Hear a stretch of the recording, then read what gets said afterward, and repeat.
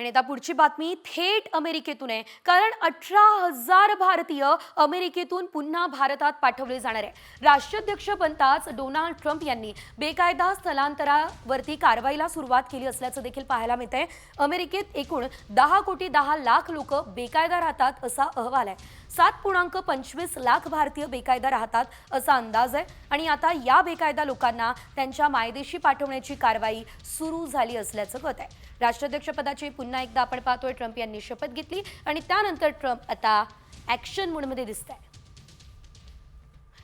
अनेक मोठे निर्णय ट्रम्प यांनी लगेचच घेतले असल्याचं देखील पाहायला मिळालेलं आहे आणि त्यामध्ये खरं तर भारतीयांना धक्का देणारे निर्णय देखील ट्रम्प यांनी घेतले असल्याचं पाहायला मिळत आहे। अमेरिका आणि भारताचे जे संबंध आहे ते मैत्रीपूर्ण संबंध आहे, मात्र असं असताना ट्रम्प यांनी जे हे निर्णय घेतलेले त्याचा काही परिणाम या संबंधांवर होणार का हे बघणं देखील तितकंच महत्त्वाचं असणार आहे।